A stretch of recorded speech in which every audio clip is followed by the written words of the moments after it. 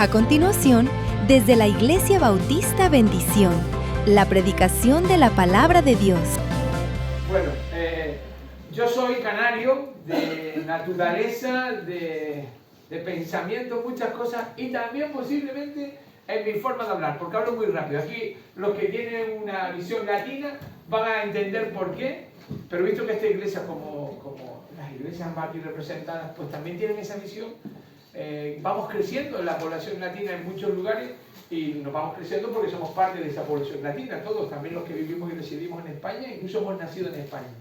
De hecho, el resultado de la última convención es que nuestro director del MEM pidió a las que estaban asistentes cuántos eran, a cuántos no habían nacido en España. Creo que esa era la pregunta, y yo creo que más del 70% de los presentes no habían nacido en España.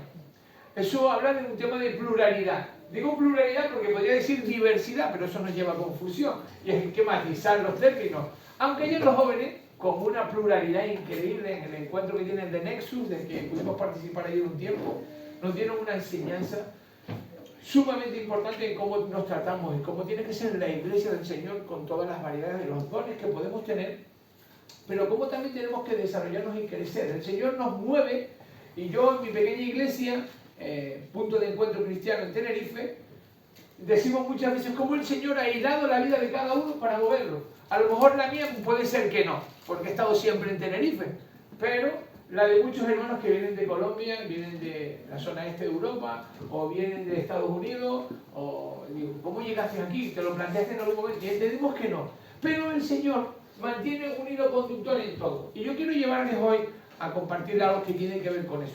Tiene que ver con lo que es la identidad. Y les avanzo un poco más al respecto.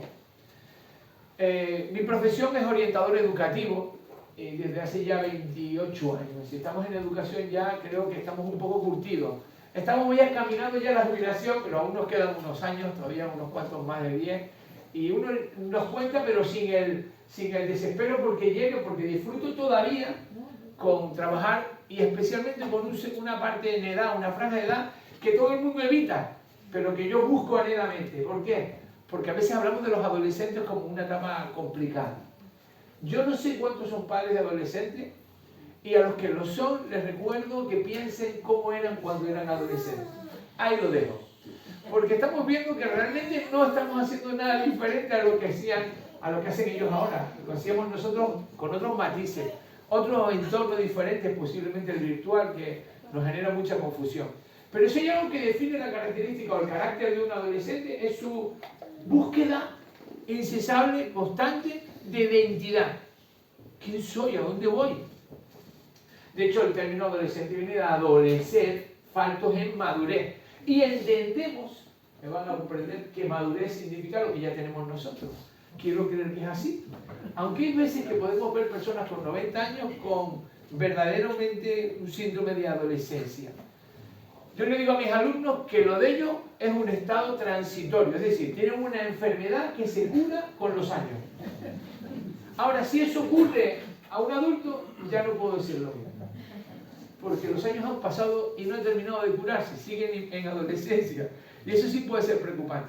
¿Por qué me quiero enfocar o centrar en la palabra con lo que tiene que ver la adolescencia? Precisamente porque nos llama a esa búsqueda, como ellos están continuamente, de la identidad. Son las franjas de edad más influenciables que tenemos. Todo gira en torno a ellos. Ayer lo compartía en un momento determinado, en una intervención. Hasta su forma de comunicarse habla de una búsqueda, de que si me gusta de este o del otro, también puede ser. Todo puede ser válido. Y resulta que los años van pasando y nos damos cuenta que realmente queremos establecer hasta cómo nos vestimos, qué gustos tenemos, ya no nos gusta cualquier cosa, ya hemos definido cómo es nuestro carácter. Quizás vamos a usar el término adecuado, nuestra identidad. Hoy es tan influenciable que, no sé ustedes, pero yo como tengo esto al día, estamos toda la pregunta de rigor que hemos pasado en estas 2 últimas semanas, quiénes son los Serbian, qué significa, y si quieren ser como perros o gatos o animales, y quién quiere ser, si yo me siento así, ese ser el sentido que tanto se ha escuchado, y habla de lo que ellos dominan, y es la parte emocional. Para ellos tienen una prioridad excepcional la parte de los sentimientos y de las emociones. Soy lo que siento, es su preocupación. Porque eso es lo que les mueve. Y aprovechan las empresas de todo tipo para decir, estos son los mejores compradores. Los padres tendrán que pagar, claro, pero estos son los mejores compradores. Que le vendemos este producto, nos los van a comprar, da igual el qué, nos los van a comprar. Y ahí vemos que son la zona de mayor influencia. Por eso está la preocupación con nuestra unión en este programa de Nexus que están realizando y terminarán hoy, y que preocupa en los jóvenes esa realidad. Pero esto no es nada nuevo, el ser humano siempre ha tenido esa preocupación por la identidad. Y yo les quiero preguntar, les quiero llevar esa reflexión. El título que he puesto es, mira con quién andas, y ya nos viene a la mente, te diré quién eres, ¿no? Yo jugaba con esa palabra cuando lo compartía, decía, sí, mira con quién andas, porque eso revela quién eres. Realmente con quién andamos y cómo nos movemos, está hablando de cuál es nuestra identidad, con quiénes nos identificamos y con quiénes no. Creo que llegamos a una edad, la gran mayoría estamos en esa franja de edad, donde ya sabemos, a lo mejor no sé todo lo que quiero, pero sí por lo menos sé lo que no quiero. Y eso es un punto de partida interesante. Ya los años nos van diciendo, no, ya no solo sé lo que no quiero, es que sé las cosas que quiero. Por eso es esa preocupación. Pero allí donde vaya, nos vamos a encontrar personas que no saben lo que quieren. Puede ser que no lo sepan, porque nadie se los ha mostrado. Y ahí está el poderoso mensaje del Evangelio. A personas que aún no saben qué es lo que quieren, qué es lo mejor para su vida. Ese refrán o proverbio alemán que dice, lo bueno es enemigo de lo mejor. Y a veces ese conformarnos a que esté bien, no vale. Pero cuando encuentran lo que es mejor, ya no nos vale cualquier cosa. Eso me pasó hace muchos años con el jamón serrano. Descubrí, hace ya muchísimos años, no voy a decir cuánto porque esto se apunta a mi edad, que no me vale cualquier cosa. Pero no solo lo descubrí yo, lo descubrió uno de mis hijos. Y Julio, que lo conoce perfectamente, sabe que esa es su preocupación. Él dijo, papá, este año por favor, en Reyes, no me regales nada. Regálame una pata de jamón de bellota. No sé si el Señor estaba pendiente para responder a su deseo, pero la iglesia nos regaló a la familia una pata de bellota. Entonces el hombre estaba como, ya había cogido la técnica, tenía el soporte, ya con la mano atrás, muy elegante. Su preocupación era saber por qué, porque dice, hombre, cuando compras jamón serrano en el mercado, no, donde todo que está puede estar muy bien, pero cuando pruebas esto, ya él sabía todo. Mira, ves las vetas que tienen, esa grasa que corre, espectacular, cómo se mantiene humedecido, es que está. Y yo veo cómo disfrutaba y me recordaba mi infancia cuando descubrí lo mismo. Entonces digo, no te voy a reprochar nada. Cuando sabemos que algo es bueno, no, mejor, ya no te conforma lo que es bueno. Y creo que tenemos que llevarnos a ese punto. Los judíos tenían esa preocupación por la identidad. De hecho, como pueblo como tal, se constituyen en base a la relación con Dios. Ahí nos acordamos del líder por antonomasia, Moisés. Y solo haciendo un repaso de su preocupación era mantener una serie de premisas de identidad con el pueblo. Saber que somos pueblo y tenemos que tener una relación con Dios. Y eso lo mantuvo hasta que, bueno, el pueblo de Dios refleja nuestro carácter. Y como somos nosotros también en la vida. Porque en el transcurrir de los años experimentaron situaciones donde su identidad fue cuestionada. Hubo dominación extranjera, hubo crisis de identidad. ¿Y qué pasa cuando hay crisis de identidad? Que si no tienes claro cuáles son tus principios y cómo te mueves en esa crisis te puede tumbar. Pero ellos ya tenían la ley y por lo tanto les permitía mantenerse en la medida de lo posible conforme a los cánones que definían su identidad. No solo eran sus costumbres, circuncisión, alimentación, la forma de organizarse también como ellos, esa pureza del ritualismo que tenían. No solo eso, también habla de su referencia a lo que posteriormente después se pueda constituir como el templo, como un corazón de la identidad, donde la preocupación es centrarse en él para poder entender que hay cosas que no podemos desviarnos. Esa preocupación que enfocaba más a lo que era religioso, más a lo que daba mayor énfasis a lo religioso que a la relacional, a lo que tenía que ser la relación con Dios. Pero tenían una esperanza mesiánica, hoy todavía están esperando, ¿no es verdad?, que definía también su identidad. ¿Qué pasa? Como en todo, viene la revelación perfecta en la figura de nuestro Señor Jesucristo, y ¿qué ocurre ahí? Que Él redefine la identidad y nos dice, oye, que las cosas no son solo como las establecemos en la ley, es mucho más que eso, porque Él venía a cumplir de forma perfecta lo que ningún humano podía cumplir, pero Él sí pudo cumplir. Su identidad iba mucho más allá de eso. Habla de ese concepto que en el Evangelio de Mateo predomina, y es el concepto del reino. Este es mi reino. Por cierto que Después, como comparto después con la palabra con los hermanos de Tabel, pues también ahí me centraré en ello y así no duplico por si hay alguno que va a compartir. Ahora, a modo de conclusión en cuanto a la identidad judía, era vital para el propio judío en los tiempos de Jesús. ¿Por qué? Porque iba a definir su relación con Dios. Era vital porque preservaba su existencia frente a la opresión que Roma estaba manteniendo en ese momento. Marcaba quién pertenecía al pueblo de la alianza y quiénes no. Y por último, sostenía su esperanza futura. Pero claro, el apóstol Pablo, en esa revelación que también recibe por parte del Señor para completar este proceso en la Escritura, y así lo vemos en todas las cartas que dirige, va hablando al pueblo. Y en el libro de Éfeso, a la iglesia de Éfeso, le plantea un título que ponemos en la gran mayoría de nuestra Biblia. Ya la traducción pues, puede variar en algunos casos, pero que en este capítulo 5 nos titula y nos habla de lo que tiene que ver como andar como hijos de Dios. Y es aquí donde quiero, de forma muy resumida, destacar 7 aspectos. Son 7, pueden parecer muchos para alargarnos, pero voy a ser muy breve en estos 7, porque quiero que concretemos en ellos. Miren cómo empieza el versículo 1. Solo vamos a hacer unas pinceladas. Creo que como en las obras de arte que tienen que ver con artistas, me encanta mucho el movimiento del nacionalismo y el impresionismo especialmente, porque dan esas pequeñas pinceladas que si las ves de cerca dices tú, que hay aquí, pero cuando te alejas un poco ves el cuadro perfectamente pintado y refleja perfectamente la expresión. Y aquí solo vamos a destacar esas pequeñas pinceladas. Espero que visto desde lejos y con la capacidad que todos tenemos aquí podamos entender la enseñanza, porque si no el problema será del que se lo está transmitiendo, que eso también puede ocurrir. Sed pues imitadores de Dios como hijos amados. No nos dice, es una opción, está utilizando un imperativo que nos recuerda que eso es lo que tenemos que ser. Y nosotros en esta madurez espiritual necesitamos entender que hay cosas que no son negociables. En una inmadurez, en una adolescencia espiritual, claro que hay cosas que las queremos negociar. ¿Cómo nuestros hijos negocian con nosotros?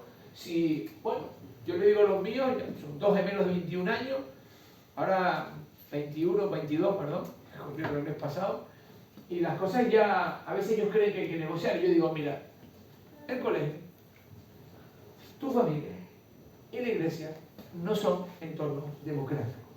Y se me queda, ¿cómo que la iglesia no es democrático? Sí, somos congregacionalistas, sin duda. Pero por encima de la decisión que la iglesia tiene que tomar, la decisión primera siempre es la Escritura. Y de eso no nos podemos cuidar, porque entonces si no nos apetece al grupo hacerlo de esta manera, sino de la otra, dejamos la Escritura a un lado. Y la Escritura para nosotros es fundamental. Si no regulamos todo en torno a la Escritura, ya sabemos lo que puede ocurrir. En casa, las decisiones las tomamos mamá y yo. Eso lo tienen ellos clarísimo, pero no me digan que más de una vez no hemos intentado con nuestros padres querer negociar. Hay padres que veo, y la experiencia que recibo con adolescentes, que quieren negociar con sus hijos todo. Y cuando negocias todo, al final sabes que pierdes todo. Porque hay cosas que tienes que tener claro. Que el padre y la madre tenemos que saber quién es. Y en la Escritura aquí no nos está diciendo, consideren ustedes si es importante o no. Está diciendo, sed pues imitadores. Pero imitadores de Dios como hijos amados. Esa relación a quién tenemos que imitar. Porque sabemos que en ese proceso de santificación, ese empeño por imitar a Cristo, lo que el apóstol Pablo también nos llama en 1 Corintios también a ser imitadores de Cristo como Él lo era, nos llama también a entender que eso es un proceso que requiere un compromiso voluntario y, ojo, de dominio propio, fruto del Espíritu, porque si no fuese así, ¿qué pasaba? ¿O qué podría pasar? Que al final hacemos de la palabra de Dios, del Evangelio, un diseño de nuestra carta, a nuestro gusto, y las cosas cambian, se diluyen y no hay reflejo de una identidad. Por eso entendemos que cuando nos sometemos a la palabra, da igual del país que venga, da igual incluso del lugar de este país que podamos proceder, cuando escuchamos en torno a la palabra decimos, amén, porque no es la palabra que ha dicho solo esa persona, sino lo que el Espíritu lo ha guiado conforme a lo que está escrito. Y eso nos dice, eso es lo que viene de Dios. Sed pues imitadores. Requiere también un llamado a la identidad, una orden a ese llamado. Tienes que obedecer lo que el Señor así establece, a que seamos imitadores de Dios. Y no solo hacerlo, sino hacerlo como hijos amados, no como conocidos, como admiradores de Dios, sino como hijos de Dios. ¿Y eso qué requiere? Pues una continua reflexión, de revisión. Pero dice un poco más adelante, andad en amor, como también Cristo nos amó. Siempre esa referencia comparativa, como Cristo. Sed como Dios, andad como Cristo. Esa comparativa que inevitablemente nos puede aclarar muchísimo. ¿Qué significa? Andar significa ir en el proceso de crecimiento, de madurez, a las manos, a los pies de Cristo. ¿Y cómo lo podemos conseguir? Cuando hacemos las cosas como Cristo nos manda también. Es un acto sacrificial. Así como Él nos amó. Como se entregó a sí mismo. Siendo ofrenda y sacrificio a Dios. Y siendo un olor agradable. Eso es lo que requiere de nosotros que andemos en los caminos. En el camino en Cristo. Poco más adelante nos menciona en los siguientes versículos, versículo 3, versículo 3 y 4 nos mencionan cosas que tenemos que evitar, pero fornicación y toda inmundicia, avaricia, y empieza a hacer un listado de cosas. Ni palabras deshonestas, ni necedad, ni truanerías, que no convienen. No debemos andar en ello. Dicho de otra manera, en algunas versiones dice, huid, huid. ¿Por qué nos dice huid?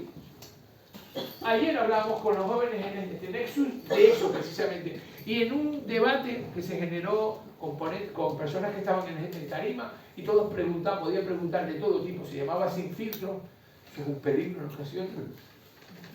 Ellos preguntaron de todo. Y una de las cosas que coincidían, porque hablaban de la sexualidad, un tema que siempre a todos los jóvenes nos ha llamado la atención en diferentes momentos. Siempre decían, ese es un llamado a un acto preventivo. ¿Sabes que está mal? Te conviene evitarlo. ¿Por qué? Porque los jóvenes, los adolescentes especialmente, todo es válido. Oye, si yo no, así que no me siento culpable, es que creo que no está mal, porque se escucha y porque se entiende en la cultura que vivimos que todo puede tener su lugar y a todo lo debemos respetar. Y aquí se nos llama a huir, a alejarnos para evitar un daño. Ahora, en el versículo 8 nos dice, en el versículo 7 nos añade anteriormente, no seáis pues partícipes con ellos, que nadie nos engañe. Dice que tengamos una capacidad de reflexionar sobre lo que tenemos en la Escritura. ¿Por qué? Porque el fruto del Espíritu es en todo bondad, justicia y paz, dice, justicia y verdad, versículo 9. ¿Pero por qué?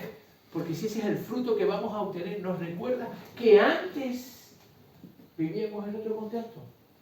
En un momento determinado pensamos de otra manera, pero es el Señor el que produce un cambio, una transformación en nosotros. Nos dice en el versículo 8, porque en otro tiempo erais tinieblas, mas ahora sois hijos de luz en el Señor. Andad, por lo tanto, como hijos de luz. Fíjense, hemos hablado de la identidad, el ser como Cristo. Somos llamados a andar. Andar significa actuar en amor como así Cristo nos ha amado. Somos llamados a huir del mal, a discernir lo que es luz y qué es tiniebla. Y eso sí lo tenemos todo por defecto en el diseño de como criaturas nuevas que somos en Cristo. Tenemos la capacidad por medio del Espíritu Santo obrando en nosotros de discernir lo que es de Dios y lo que no es.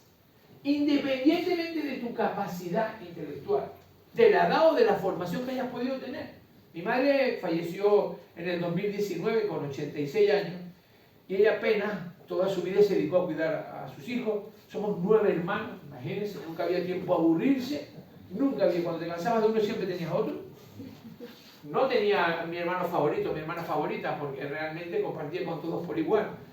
Pero sí es cierto que los que somos de familia numerosa sabemos que ahí las normas están marcaditas del minuto 1. No te puedes permitir el lujo, si eres padre de tantos hijos, de que todo vale. Entonces, ¿cómo puede? Algunos me dicen, ¿cómo puedes vivir? ¿Cómo puedes ser padre de gemelos? Bueno, siempre pensé que eso era todavía más difícil que ser padre de uno solo. Pero después cuando conocí a un hermano que tiene trillizas, dije yo, oye, pues la cosa se complica, ¿no? Siempre puede haber complicaciones. Cuando tienes 9 hijos, tienes que definir claramente cuáles son las normas. Pero eso nos llama a que ella, en este caso, dedicando su vida a sus hijos, inevitablemente no tenía la oportunidad de formarse como, vamos, todos los hijos son universitarios. todos somos universitarios, y él se empeñó en la formación de cada uno de sus hijos. Pero no la pudo tener, apenas leía. Pero dice, no, yo claro que busco. Y ella pedía todos los días, siéntate, en los últimos años de su vida, meses especialmente, escuchaba los mensajes, la pudo cuidar, que fue para mí un privilegio mi suegra, y ella le ponía los mensajes de su hijo predicando, y ella, que bien, no podía moverse mucho, con un cáncer que iba acabando con su vida, pero recibía la palabra y decía, igual, no puedo leer todo lo que me gustaría, pero sé lo que le agrada a Dios y lo que no le agrada. ¿Por qué? Porque tiene el Espíritu morando en su corazón y nos da esa capacidad de discernimiento, pero somos conscientes de que eso es necesario. Y termino con otros aspectos sumamente importantes. En el versículo 11, vamos a dar un salto, nos dice, no participemos en las obras infructuosas de las tinieblas, sino más bien reprenderlas. Que es curioso porque nos llama a no participar en algo que para saber que no debemos participar en algo es porque los hemos revisado.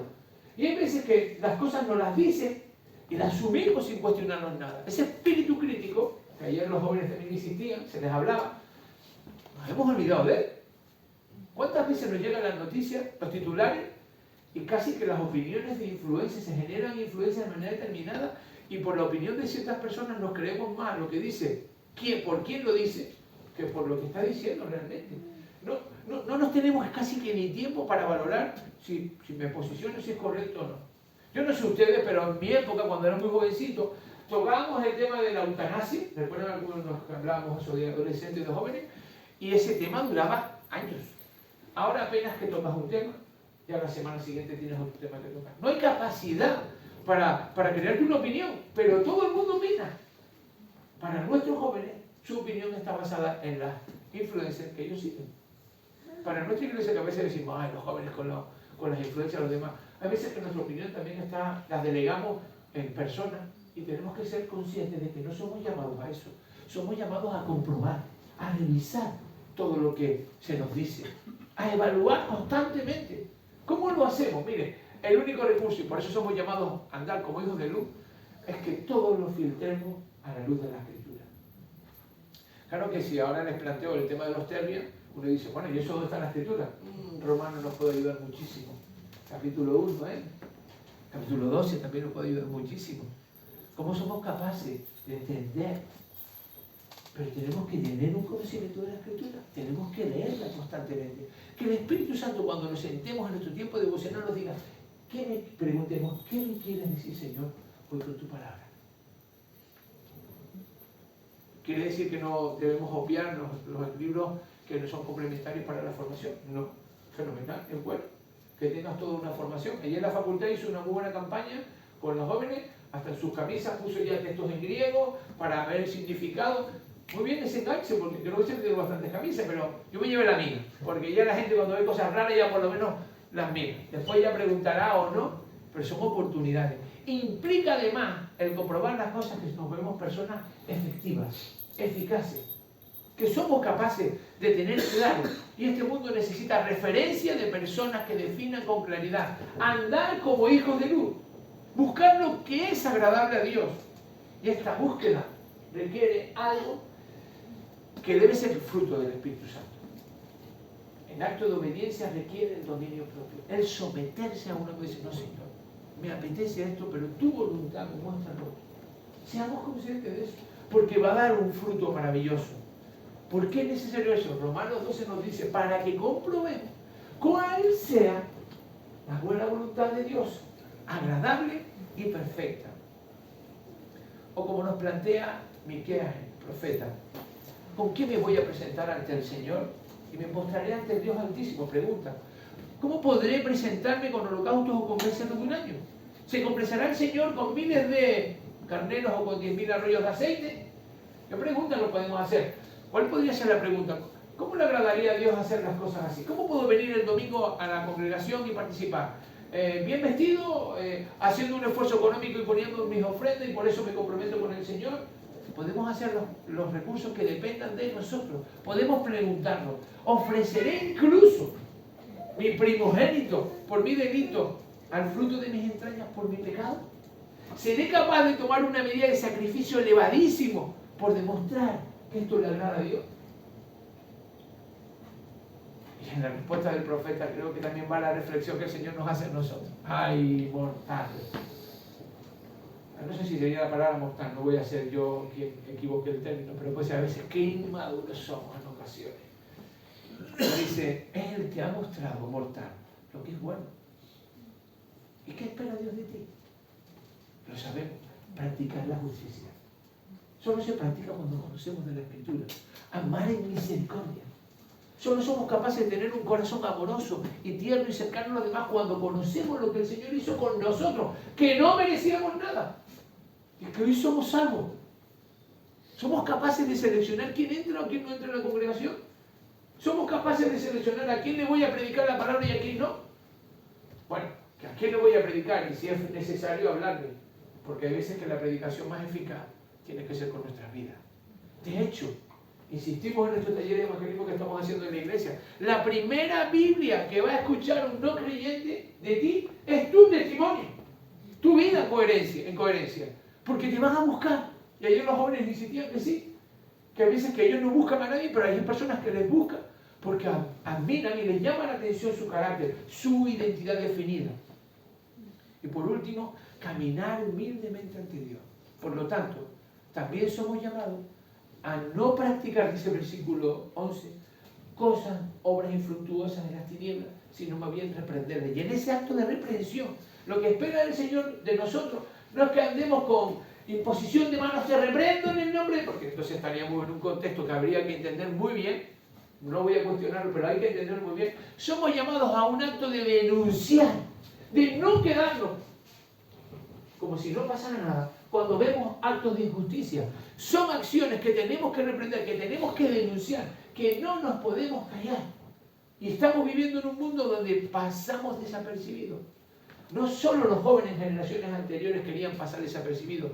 Esta generación que hoy vivimos, en muchas ocasiones queremos pasar desapercibidos. El Señor nos llama a una acción de justicia. Tu sola presencia en estas situaciones y tu demostración evidente de reacción ante la injusticia va a manifestar la luz de Dios en la vida de otras personas. Debemos salir de nuestra inconsciencia espiritual, que nos dice en el versículo 14, del cual dice, despiértate tú que duermes y levántate de los muertos, te alumbrará Cristo. A veces nuestra vida de indiferencia pasa como un sueño. Estamos viviendo idílico y todo como desde fuera, pero el Señor no nos llama a vivir en un continuo sueño, sino a despertar. A decir, estoy haciendo yo, me estoy comprometiendo yo como iglesia, como hermano de esta congregación, en la acción, en el acto de justicia de Dios en el mundo en el que estoy, en el entorno en el que me muevo, porque no puedo vivir toda la vida pasivo. Somos llamados a crecer, aunque en ocasiones el hacerlo pueda traer disgustos y problemas, e incluso entre nuestros iguales. Esa apatía por Dios no puede ser constante, debe ser cambiada en nuestras vidas. Miremos cómo andamos, dice la Escritura poco después, versículo 15. Andemos con diligencia, como andéis, no como necios, sino como sabios. Hacedlo con prontitud. Tómatelo en serio, como un sabio se lo toma en serio, que valora las cosas, no como un necio que se precipita en sus acciones. Aprovecha bien el tiempo, porque los tiempos son malos. Eso lo vengo escuchando yo desde que tengo poquitos años en el Evangelio. Vivimos unos tiempos muy malos. Eso lo llevo escuchando de mi madre cuando yo era un niño de 3 años. Claro que sí, porque Satanás hace presencia y constancia. Por eso, ante toda esta situación que indica, el último aspecto que define, que ahora resumiré, que define todo el andar en luz como hijos de luz, es ser, versículo siguiente, por tanto no seáis sensatos, sino entendidos en cuál sea la voluntad de Dios. Ser entendidos en la voluntad de Dios significa estudiar, buscar la manera. Tenemos aquí a nuestro rector y decano de la facultad, así que no será por información. Prepárate en la iglesia, participa en el discipulado, en el crecimiento como la iglesia, busca de Dios, invierte en la voluntad de Dios. Y creo que en nuestras iglesias, en el siglo que vivimos, somos llamados, y ahora si me permiten como presidente de la Unión lo planteo así, somos llamados como iglesia, aquí donde estamos, a ser luz en el mundo, estar presentes, pero ser personas entendidas, porque tenemos que aprender a conocer en el entorno en el que estamos, en la realidad en la que vivimos. No vivas en tu realidad paralela o diferente, sino céntrate en el mundo que vives, conócelo, pero conoce la Escritura. Porque este mundo necesita personas entendidas que les den los pasos para que sea un padre o una madre espiritual para muchos de los que comienzan. Como conclusión, quiero terminar diciéndoles esos 7 aspectos. Define nuestra identidad por Cristo. Eso es andar en la luz. Segundo aspecto, anda en amor. Está dispuesto a ser cercano a las personas. El lema de nuestra congregación desde que nos constituimos es la palabra cerca. Mira, me gusta repetírselo cada 6 meses, más o menos se lo repito a la congregación. La palabra cerca son siglas que significa compartiendo el Evangelio, restaurando con. Ese con tiene su término también. Restaurando con amor. Tenemos que estar cercanos a las personas. Huye del mal. Sé preventivo. ¿Sabes que eso no le agrada a Dios? Evítalo. No pienses si, bueno, igual me lo dan a mi estilo y mi forma de ver. Huye de esas cosas. Discierne, dicho de otra manera, lo que es la luz de las tinieblas. Comprueba, dice la Escritura. Evalúa cada día lo que estás recibiendo. Señor, esto es lo que tú me muestras.